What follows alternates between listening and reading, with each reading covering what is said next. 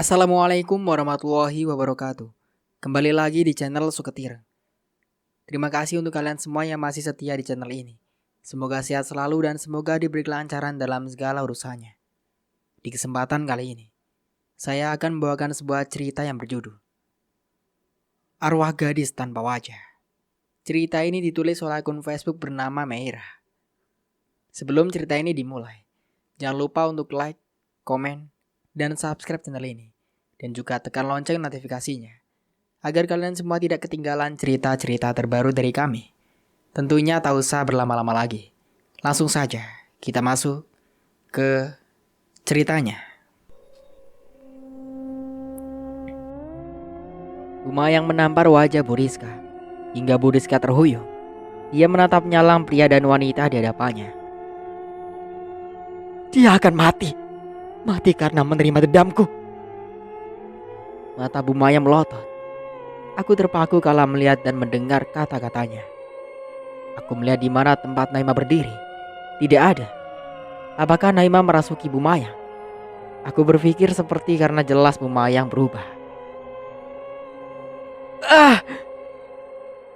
Lagi, Bu Mayang menginjak perut Pak Eko yang terluka. Kulihat Pak Yanto tidak bergeming sama sekali. Namun kulihat bibirnya seperti tengah membaca sesuatu. Pandanganku terus berputar, melihat sana kemari. Entah, aku merasa semua seperti bayangan. Ampuni saya. Lirih Pak Eko. Rupanya Pak Eko tengah menggantung karena cekikan Bu Mayang di lehernya. Tidak ada maaf untuk manusia terkutuk sepertimu. Pak Eko terlempar beberapa meter. Tubuhnya sudah sangat melemah. Nae, aku mohon hentikan. Lirihku berusaha menghentikan hal tak lazim yang kulihat di depan mataku. Ia tak menyaut, namun malah tersenyum miring padaku. Tidak. Pekiknya, lalu melangkah mendekati Pak Eko yang sudah tak berdaya. Saat itu, aku memohon pada kalian agar kalian percaya padaku. Tapi sedikit pun tidak ada yang mau mendengar rintihanku. Kala itu, kau membabi buta memukul dan menyeret tubuhku hingga kau bakar aku hidup-hidup. Mari kita rasakan bagaimana rasanya panas api melahap tubuhmu. Desisnya, langkahnya yang gontai mendekati Pak Yanto. Kulihat Bu Rizka tengah menangis dan terlihat beberapa warga tengah menyaksikan. Tapi seorang pun tidak ada yang berani membantu Pak Eko. Untunglah suami kami tidak ikut campur waktu itu. Dan untungnya kami tidak tahu menahu, ucap salah seorang ibu berbaju gamis merah marun. Iya Jeng, untung saat itu saya menyuruh suamiku untuk tidak terhasut Tuhan dan menyuruh tetap diam. Tapi biarlah, mereka memang pantas mendapatkan balasannya. Biar saja si Naima membunuh para manusia keji itu. Timpalnya lagi. Bisik-bisik tetangga yang tidak ikut andil membuat Bu Rizka semakin terisah. Entah ia menyesali atau memang ia iba melihat sang suami. Brak! Pak Yanto menurunkan sebuah ikatan kayu. Lalu dibantu Bu Mayang mensejajarkannya, membuat sebuah gundukan kayu, seperti sebuah kayu dipan yang akan dibuat untuk seseorang. Terlihat Pak Yanto menyeret Pak Eko. Ia meringis karena lukanya terlalu parah. Kau harus merasakan bagaimana tubuhmu dibakar api. Jangan! Semua melihat bagaimana Yanto menyeret Pak Eko. Ini kali pertama aku melihat sebuah kejadian yang tak pernah kusaksikan sebelumnya. Pak, tunggu. Lirihku menatap gundukan kayu yang sudah menumpuk. Jangan campur urusanku. Pergilah. Entah mengapa, aku tidak bisa berbuat apa-apa. Begitupun warga lainnya. Hanya isakan tangis Bu Rizka yang terus terdengar. Tapi tidak sama sekali ada yang berniat membantunya. Nyalakan. Lirih Pak Yanto pada Bu Mayang. Api menyala sedikit demi sedikit, merambat dan memakan kayu yang sudah berbalur bahan bakar. Panas! Tolong! Panas! Teriakan memilukan terdengar menyayat. Semua terpaku melihat Pak Yanto membakar tubuh Pak Eko. Abang! Bu Rizka berteriak histeris. Tubuhnya luruh ke tanah bersama api yang terus melahap tubuh suaminya. Kalian jahat! Kalian kejam! Umpat Bu Rizka. Ini adalah balasan apa yang ia buat, ujar Bu Mayang datar.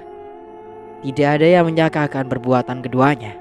Mungkin karena memang Pak Eko pantas mendapatkan balasan seperti ini. Kulihat Naima dengan wajahnya yang masih sama, tengah menyeret tubuh Kemud. Para bawahan mertuaku kini berada di ambang kematian. Saya mohon, ampuni saya, Nay. Lirih Kemud melihat temannya berada dalam api yang membara. Ia menanggupkan kedua tangan, berharap belas kasihan dan iba dari sosok yang menyeret tubuhnya. Biadab, tak akan aku biarkan kalian semua hidup dalam penderitaanku. Tatapan Naima nyala, matanya yang merah menyala dengan wajah yang hancur, mampu membuat siapa saja yang melihatnya bergidik ngeri. Naima menatap api dalam gudukan kayu, lalu menyeringai menatap sosok yang telah tak berdaya di dalam sana. Kini giliranmu. Ah! Suara orangan kesakitan terdengar kembali. Naima melemparkan Kemud ke dalam api yang berkobar. Tubuh Kemud bergelinjang di dalam sana. Aku terhuyung melihat kejadian yang amat mengerikan. Kulihat Naima tersenyum penuh arti. Aku hanya menggusar rambutku dengan kasar. Rasanya kepalaku berdenyut kembali. Ini adalah balasan perbuatan manusia tak berarti. Jika kalian melakukan hal yang sama, tidak akan kubiarkan siapapun selamat. Pak Yanto berbicara lantang di hadapan semua warga yang ada. Mereka hanya tertunduk, membuat Pak Yanto tersenyum getir. Astagfirullah. Suara seseorang yang baru datang terdengar riuh. Pak Yanto, ada apa ini? Tanya Pak RT Parto. Bapak bisa melihatnya sendiri, ujar Pak Yanto lalu melenggang pergi meninggalkan Pak RT yang masih terkejut. Kulihat Pak RT menghampiriku. Ia menatapku lekat. Tuan, ada apa ini? Tanyanya yang berjongkok mensejajarkan badannya denganku. Naimah. Ulangnya. Aku tidak tahu harus berkata apa. Pikiranku berputar tak menentu. Mayang dan Nyanto membakar Kemud dan Eko, ujar seorang pria berbadan gempal yang memegangi istri Pak Eko. Pak RT menautkan alis. Membakar? Pak RT melihat api yang menyala, lalu kembali memandang kami secara bergantian. Iya, mereka membunuh suamiku. Diri Bu Rizka dengan seduh dan yang masih bergetar di bibirnya. Apa maksud semuanya? Tanya Pak RT yang masih belum mengerti. Lalu salah satu warga menjelaskan padanya jika Pak Yanto dan Bu Mayang membantu Naima membalaskan dendamnya. Astagfirullah, apa tidak ada yang kalian lakukan? Seru Pak RT.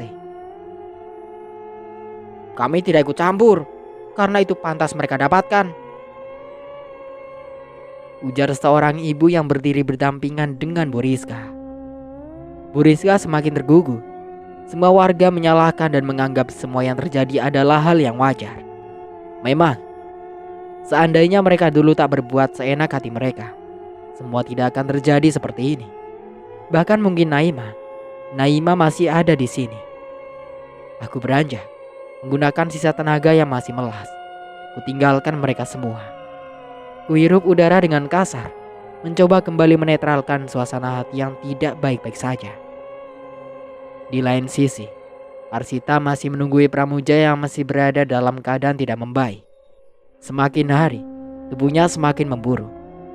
Dokter sudah berusaha memberikan yang terbaik, namun nihil. Keadaan Pramuja semakin hari semakin kian melemah.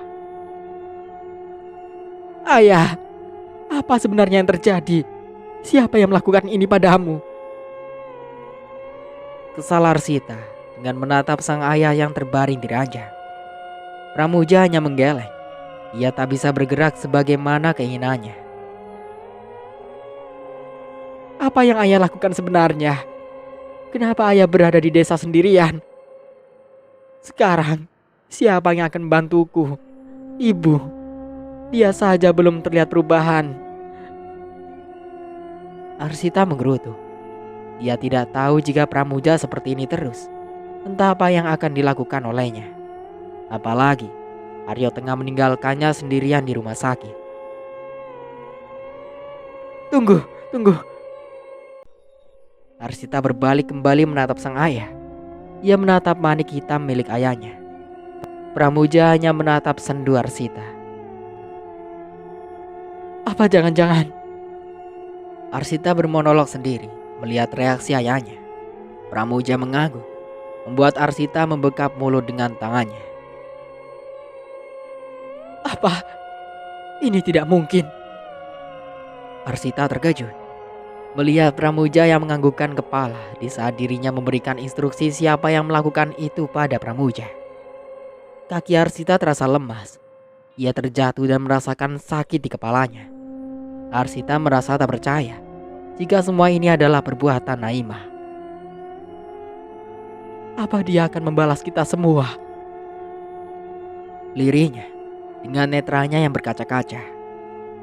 Arsita terkesiap mendengar suara lenguan di kamar sebelahnya. Ia bangkit dan segera melihat keadaan Yuningsih. Saat membuka pintu, Arsita terkejut melihat Yuningsih tengah menggerang dengan mata yang melotot. Ibu. Arsita lari mengambil Yuningsih. Air mata mulai luruh di pipinya melihat sang ibu tengah mengerang. Ibu kenapa? Dokter. Arsita bergetar. Ia tidak tahu harus bagaimana melihat kondisi Ningsih. Pintu terbuka. Dokter dan perawat datang. Mereka langsung menghampiri dan memeriksa kondisi Ningsih. Mohon maaf, bisa ibu tenang. Kami akan cek keadaan pasien. Ucap suster yang melihat Arsita histeris melihat Ningsih. Bisa ibu pindah, dokter akan memeriksa. Timbalnya lagi. Arsita hanya manut. Derayan air mata terus luruh. Ia berpikir tentang Aryo yang sama sekali belum datang kembali ke rumah sakit. Arsita melangkahkan kakinya mundur, lalu meraih sesuatu dalam tas kecilnya. Benda pintar. Ia mencari nomor Aryo dan segera menghubunginya. Namun berkali-kali Arsita menghubungi Aryo, sama sekali tidak ada jawaban. Mas, angkat mas. Gumamnya. Hingga puluhan kali tetap sama. Tidak ada satu panggilan pun yang tersambung. Arsita geram. Karena berkali-kali tidak sama sekali Aryo berniat mengangkat telepon darinya. Hingga beberapa menit lamanya Arsita merasa heran karena tidak lagi terdengar lenguan sang ibu. Dia pun kembali menghampiri dokter dan perawat. Terlihat keanehan. Ada sebuah tanda di leher Ningsih. Arsita melihatnya dengan seksama, berharap jika itu bukanlah sesuatu yang aneh. Namun matanya membulat sempurna ketika melihat bekas cekikan yang memerah di leher Ningsih. Ibu. Pekik Arsita merangkul Ningsih yang sudah tidak berdaya. Sabar, ibu tenang. Biar dokter memeriksa dulu. Ujar suster mencoba menenangkan Arsita. Ibu saya, apa yang terjadi? Kenapa dengan dia? Mohon maaf, kami sudah memberikan yang terbaik. Tapi dokter menggeleng lemah. Arsita menatap maniknya lekat. Apa maksud dokter? Ia melihat dokter secara bergantian. Ningsih sudah tidak bernyawa. Maaf Nyonya, Yuningsih sudah tiada. Air mata yang terus lurus semakin tumpah. Arsita merasa tungganya terasa lemas dan tak berdaya. Tidak, ibu. Arsita ambruk dan luruh ke lantai. Kakinya tak dapat menahan bobot tubuhnya. Isak tangis memenuhi ruangan 4x3 meter tersebut. Arsita meratapi kepergian sang ibu yang ia harapkan kesembuhannya, namun kepahitan yang dia terima. Ibu, jangan tinggalin Sita, Bu. Kami ikut berduka. Tabah dan doakan semoga beliau mendapat tempat yang indah di sisinya. Kami permisi, Bu. Arsita menatap lekat wajah yang sudah membeku di atas ranjang. Tubuh yang kaku kini tak akan pernah bisa memeluknya lagi. Tak lama Aryo datang. Setelah mendapat kabar dari pihak rumah sakit atas kepergian Ningsih, Aryo datang bersama beberapa warga karena mereka harus segera membawanya ke desa sebelum malam tiba. Ningsih sudah berada di dalam kendaraan. Arsita dibopong oleh Tina karena kesadarannya yang terus hilang. Sesampainya di desa, semua warga sudah saling berdatangan, saling mengucapkan bela sungkawa untuk keluarga Arsita. Semua membantu untuk memandikan hingga menggafani. Setelahnya mereka menyolatkan dan mengantarkan ke persinggahan terakhirnya. Arsita hanya meraung di dalam kamar bersama Tina yang tak jauh darinya. Tina menemani sang majikan karena merasa kasihan atas apa yang menimpanya. Non, yang sabar, harus kuat dan ikhlas, ujar Tina mengelus punggung Arsita. Tidak, Bi, aku tidak ikhlas. Ibu meninggal tidak wajar. Lirinya menatap tajam Tina. Tina menautkan dahi, tak mengerti dengan apa yang diucapkan sang majikan. Maksud Non? Ibu meninggal karena ada yang membunuhnya. Kamu lihat, di leher ibu ada tanda bekas cekikan. Tina merasa aneh karena dia merasa tidak ada bekas apapun di leher Ningsih. Entah hanya halusinasi Arsita atau memang ada yang aneh. Sudah Non, semua tidak seperti apa yang Non pikirkan. Non istirahat ya, Bibi ke dapur dulu. Arsita tak menjawab, hanya menatap datar langit-langit kamarnya. Ia mengingat kembali di mana dirinya melihat Ningsih menggerang seperti sedang dicekik seorang, dan dia merasa tak salah jika ada bekas kemerahan seperti telapak tangan di leher ibunya. Ibu, kenapa ibu pergi? Lirihnya memeluk sebuah bingkai dalam dadanya. Tak lama Arsita merasa matanya begitu berat hingga akhirnya dia terlelap. Yang ada akan tiada, yang tiada akan segera ada. Gadis cantik diam saja, agar yang masih ada bisa segera pergi dan digantikan oleh yang akan datang. Arsita mengerjap dengan mata yang berat. Telinganya samar mendengar suara orang yang parau dan ramai. Ia mengedarkan pandangan di dalam keremangan lampu kamar yang belum menyala. Matanya menangkap sosok yang tengah duduk di dekat almari dengan pakaian serba hitam dan menutup wajahnya. Dada Arsita berdebar. Perasaannya mulai meracau tak karuan. Namun tubuh dan kakinya seakan tak dapat bergerak. Pandangannya tetap menuju pada sosok yang masih duduk dengan kepala yang terus berlenggok-lenggok. Siapa kamu? Tanya Arsita dengan lirih.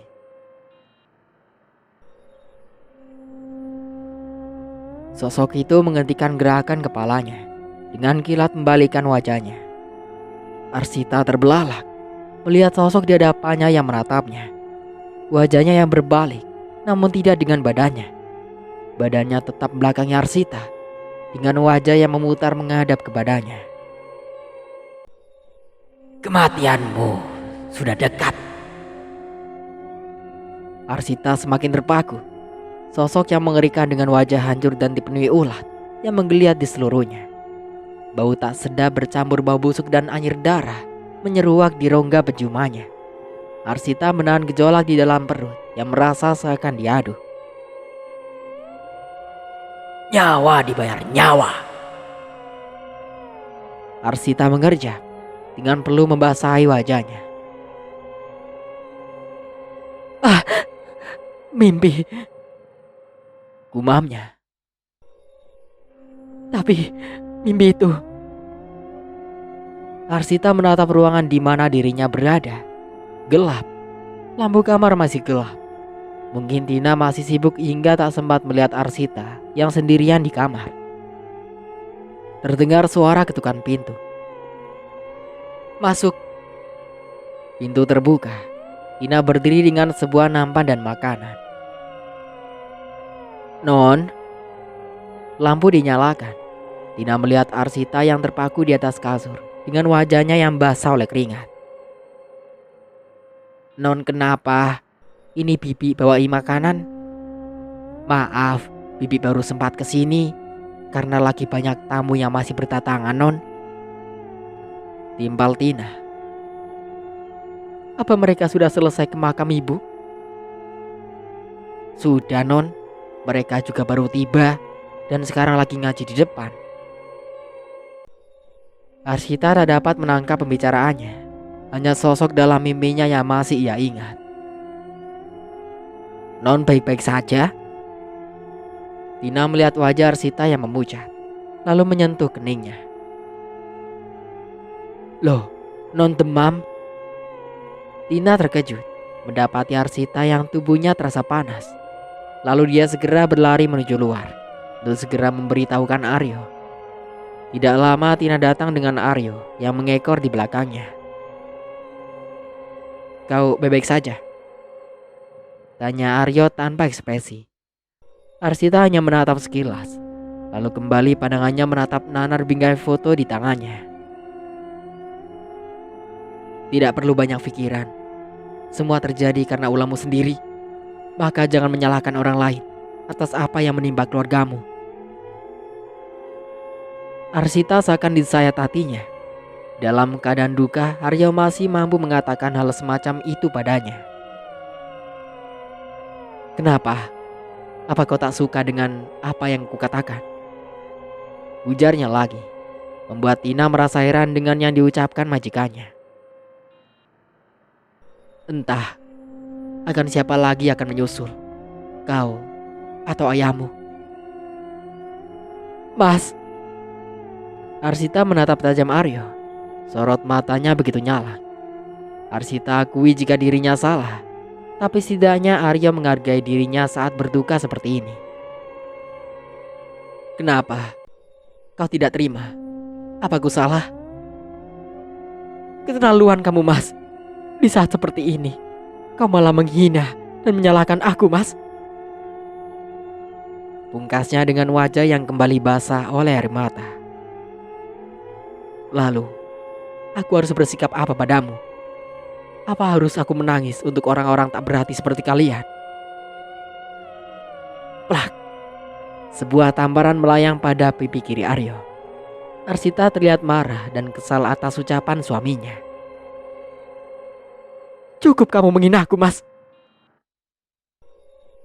Aryo menatapnya sinis, lalu pergi meninggalkan Arsita yang masih mematung di tempatnya.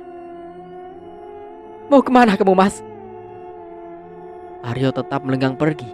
Kini dirinya yakin jika Arsita memanglah wanita tak memiliki hati. Dia bisa menangis saat orang terkasihnya pergi.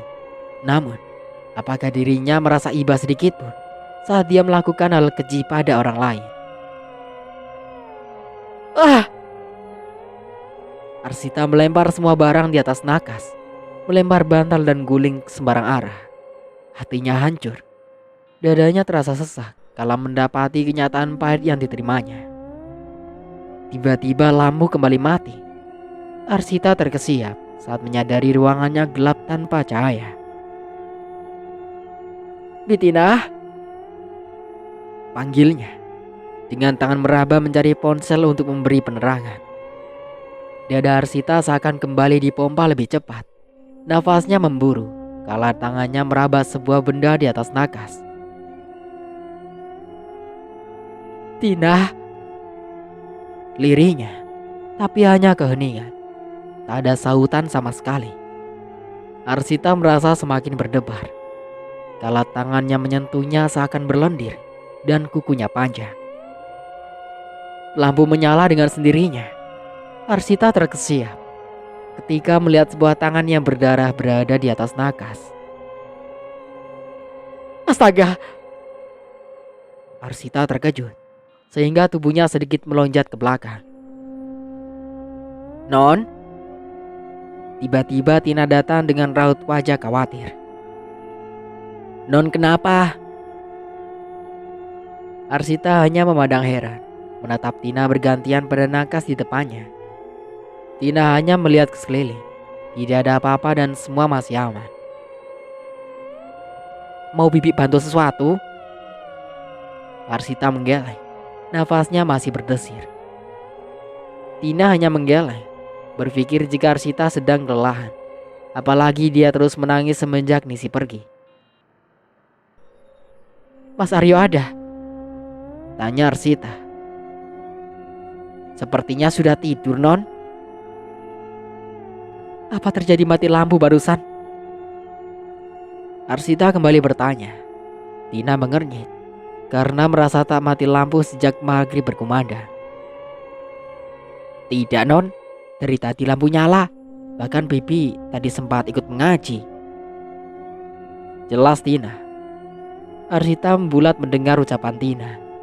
Entah ia tengah memikirkan apa. Mungkinkah dirinya merasa tengah berada di dalam mimpi atau memang. Oh ya sudah Bi, bantu aku keluar. Pintanya yang langsung dipapa oleh Tina. Di ruang depan terdengar ramai orang mengaji. Hanya saja sang ayah tidak ikut bersama, bahkan tidak melihat Ningsi untuk terakhir kalinya.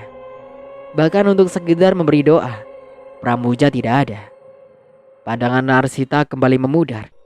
Kelopaknya berkaca-kaca. Dia merasakan sesak kembali di dadanya. Tepat pukul jam 9 malam, terlihat beberapa orang kembali mendatangi rumahnya. Saat itu Arsita tengah berkumpul ikut bergabung pada ibu-ibu yang tengah mengirim doa untuk ibunya. Permisi, ucap Adasu. Arsita melihat beberapa orang berdatangan, hingga matanya melihat dua orang yang tak asing baginya. Kami kesini ikut berduka. Semoga keluarga yang ditinggalkan bisa tabah dan tawakal, ujar Padasum sebagai penengah. Arsita berdiri dengan tatapan tajam. Wajahnya memerah menatap dua orang di hadapannya. Pergi kalian dari rumahku. Arsita membentak dua orang di hadapannya, membuat yang lainnya menatap mereka semua. Non, sabar Non, tenang Non. Pergi. Aku bilang pergi. Kalian pembunuh. Karena kalian, ibuku mati. Semua orang melongo mendengar ucapan Arsita. Mayang bergeming menatap Arsita yang merajau. Senyuman tersungging di sudut bibir Mayang. Mayang merasa puas melihat penderitaan Arsita, yang ia lihat sendiri sebagaimana yang pernah ia rasakan dulu. Ini belum seberapa, bisik Mayang seraya memeluk Arsita. Arsita terdiam mendengar bisikan Mayang. Perasaannya kembali berdesit pada kesalahan yang dilakukan olehnya. Kalian tidak berhak atas segalanya. Kalian pembunuh. Wanita buruk rupa itu sudah sepatutnya mati. Mayang dan Yanto menatap nyalang padanya. Amarah kian meradang di hati keduanya. Cukup, aku muak dengan ucapanmu. Beruntung kami mau datang untuk memberikan hormat pada keluargamu. Tapi sayang, rupanya sampah tetap akan menjadi sampah. Ayo kita pergi dari sini. Neraka seperti ini tidak sepatutnya mendapat penghormatan, sambung Yanto. Semua tak percaya Arsita akan bersikap sedemikian di saat berduka. Bahkan tidak sedikit dari mereka berbisik atas sikapnya. Adapun yang memahami Arsita, karena mungkin dirinya masih syok dan masih berlarut dalam sedihnya, sehingga bersikap seperti ini. Hanya saja ada sebuah pertanyaan di benak mereka atas ucapan Arsita. Apa maksudnya jika Yanto dan Mayang seorang pembunuh? bisik seorang wanita bernama Ida. "Ah, entahlah, biarkan saja," timbal ibu lainnya. Mereka pun melanjutkan melantunkan surat Yasin, hingga beberapa orang berusaha untuk menenangkan kembali Arsita. Yanto dan Mayang sampai di rumah dengan perasaannya yang kembali hancur. Arsita memang wanita yang selalu bersikap tidak baik jika pada orang-orang yang tidak ia sukai. "Benarkah, Pak? Benarkah Ningsi meninggal karena anak kita?" Riri Mayang dengan netra yang berembun. "Mungkin saja. Sudah Bapak katakan, mereka semua akan mati," tandas Yanto dengan pandangan kosong. Yanto pun meninggalkan Mayang yang masih terpaku. Hati kecilnya menyangkal jika Ningsi tidak salah dalam hal ini. Mayang tahu betul bagaimana Ningsi. "Bu." Mayang tersentak dari lamunan. Yanto memanggilnya dengan tatapan tajam. Mayang berbalik dan melihat Yanto yang tengah berdiri di ambang pintu. "Ada apa? Apa ibu tidak suka dengan perbuatan anak kita?" "Bukan begitu, Pak. Tapi mereka semua harus merasakan bagaimana rasanya kehilangan orang yang amat berarti bagi kita." "Bapak memang benar. Meski sebenarnya Ningsi tidak bersalah, tapi Arsita pantas mendapatkan ini." Mayang menatap sendu suaminya. Hatinya kembali terluka mengingat bagaimana yang terjadi pada putri mereka. Ya, mereka mengetahui jika semuanya adalah rencana Pramuja dan Arsita, hanya karena sebuah keegoisan semata. Mereka mengetahui itu sebab Aryo yang meminta penjelasan saat sebelum kemud akhirnya terbakar. Katakan apa yang kalian lakukan sehingga Naima terbakar," seru Aryo kala itu, yang disaksikan oleh Mayang dan Yanto. "Tolong maafkan saya, Tuhan. Saya hanya diperintah oleh Tuan Pramuja," jawab Kemud dengan bibir gemetar. "Ayah." "Iya." Kemud menceritakan bagaimana Pramuja dan Arsita memerintahkan mereka untuk menghasut warga. Hingga akhirnya tidak ada seorang pun yang membantah dan mempercayai bahwa Judan mati karena Naima yang memiliki ilmu hitam. Aryo terpukul kala mendengar pengakuan Kemud pada keduanya. "Bunuh dia, Nay," lirih Aryo dengan mata memerah dan rahang yang mengeras menahan amarah. Kemud pun dilemparkan pada api yang tengah berkobar. Bersamanya Eko yang sudah dilahap duluan. "Bu." Mayang memalingkan pandangan. Terlihat Yanto yang masih menunggunya. "Hanya tinggal menghabisi mereka." Mayang tersenyum, meski ada rasa bersalah karena kepergian Ningsi. Namun walau begitu, Mayang tetap senang karena Arsita merasakan pahitnya kehilangan orang yang paling kita sayang. Mayang dan Yanto memutuskan untuk istirahat. Setelah selesai makan malam, terlihat waktu yang menunjukkan sudah pukul 11 malam. Setelah terlihat Mayang yang tidur pulas, Yanto beranjak dari atas ranjang dan meninggalkan Mayang. "Buatlah dia menderita sebelum menemui ajalnya," lirih Yanto saat setelah mulutnya berkumat kami. Sebuah kepulan asap hitam terbang melayang menembus dinding. Yanto tersenyum karena orang yang sudah membuat istrinya menderita akan merasakan nasibnya lebih pahit. Jendela ruangan kamar yang tengah ditempati Pramuja tiba-tiba terbuka. Angin sedikit mengencang sehingga membuat jendela terus menutup dan kembali terbuka sendirinya. Membuat suara beraduan terdengar nyaring, membuat Pramuja memicingkan mata. Gorden yang melambai terbawa angin membuat udara sedikit terasa aneh. Pramuja yang masih dalam keadaan tak dapat bergerak hanya memindai dengan maniknya yang terus berputar. "Yang ada bakal tiada, yang tiada akan segera ada. Cak Bagus diam saja, agar yang masih ada segera bisa pergi dan digantikan oleh yang akan datang." Samar Pramuja mendengar suara seseorang tengah bicara, namun suaranya sangat parau dan bergema. Suasana semakin hening. Angin berembus seakan memasuki ruangannya. Bau bunga melati menguar, membuat Pramuja bertanya-tanya. Ada apa ini? Kenapa perasaanku tak enak? Batinnya. Belum mulai memenuhi wajahnya. Tercium aroma tak sedap dan bau bangkai yang ditemani oleh bau daging panggang. Suster, lirih Pramuja dengan suaranya samar. Tidak ada yang datang. Hanya aroma bau busuk yang semakin menyengat. Pramuja mengedarkan pandangan semampunya.